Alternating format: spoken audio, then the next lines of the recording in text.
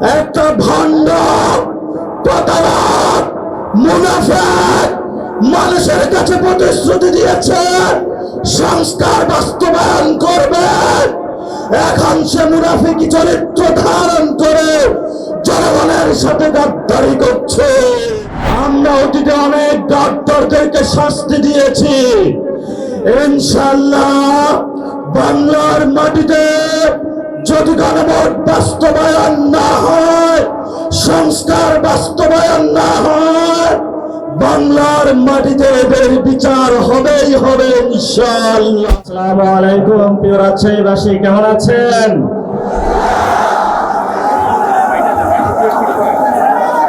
এই রাজশাহীর মাটি অসংখ্য শহীদের ঘাঁটি। এই রাজশাহীতে শহীদ হয়েছিলেন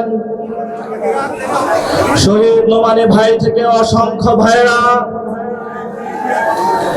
যাদের পথ ধরে রাজশাহীর অসংখ্য তরুণ এখনো প্রস্তুত রয়েছে আগামীর বাংলাদেশে ইসলাম এবং সার্বভৌমত্ব রক্ষার জন্য জীবন বাজি রেখে তরুণ যুবক মায়ের থেকে বিদায় নিয়ে রেখেছে। যদি বাংলাদেশে ইসলাম মুসলমান সার্বভৌমত্বের উপরে কোনো আঘাত আসে, তার শহীদি নজরানার জন্য প্রস্তুত আছে ইনশাআল্লাহ। আমাদের সামনে অনেক শহীদ নজরানা পেশ করেছেন। এই তো কয়েকদিন আগে আমাদের সামনে আমাদের প্রিয় ভাই আবু সাঈদ মুক্ত অকাতরে প্রাণ দিয়ে গিয়ে আমাদেরকে শিখিয়ে গিয়েছেন, আল্লাহর জমিনে আমি রক্ত দিয়ে যাচ্ছি, এই জমিন তোমাদের কাছে আমানত রেখে যাচ্ছি, এই জমিন তোমাদের রক্ষা করতে হবে। প্রিয় ভাইরা,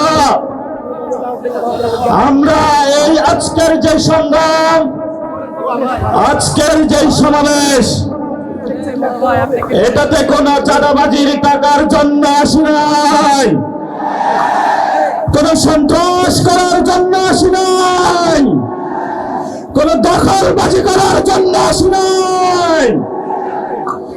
আমরা আল্লাহ, তার রাসূল সাল্লাল্লাহু আলাইহি ওয়াসাল্লাম এবং 47 যারা শহীদ হয়েছিলেন, 71 যারা শহীদ হয়েছিলেন, 24 যারা শহীদ হয়েছিলেন, তাদের আকাঙ্ক্ষা বাস্তবায়ন করার জন্য এসেছি।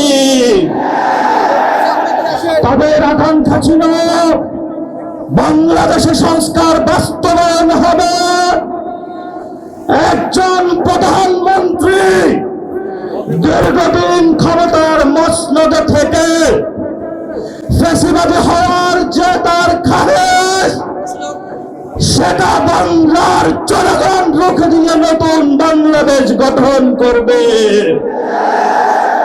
অসংখ্য ভাইয়ের এখনো পায়ে গুলির বুলেট লেগে রয়েছে, কারো হাত নাই, অনেক মা সন্তান হারিয়েছে, অনেক বাবা সন্তান হারিয়েছে। রাজশাহীর অলি গলিতে মাঠে প্রাণ করে শহীদের রক্ত এখনো সাক্ষী দিচ্ছে বাংলার মানুষকে নির্যাতন করা হয়েছে। এই ইলেকশনে আমাদেরকে ভোট চুরি করা হয়েছে, আমরা বাংলাদেশের স্বার্থের জন্য চুপ থেকেছি।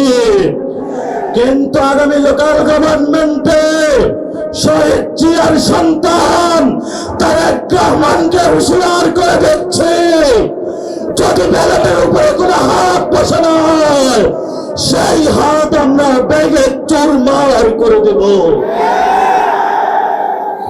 আমরা ধৈর্য ধারণ করছি, ধৈর্যের বাঁধ বাঁধবেন না। একটা ভণ্ড প্রতারক মুনাফিক মানুষের কাছে প্রতিশ্রুতি দিয়েছেন সংস্কার বাস্তবায়ন করবেন। এখন সে মুনাফিকি চরিত্র ধারণ করে জনগণের সাথে গাদ্দারি করছে। আমরা অতীতে অনেক ডক্টরদেরকে শাস্তি দিয়েছি। ইনশাআল্লাহ বাংলার মাটিতে যদি গণভোট বাস্তবায়ন না হয়, সংস্কার বাস্তবায়ন না হয়, বাংলার মাটিতে এদের বিচার হবেই হবে ইনশাআল্লাহ।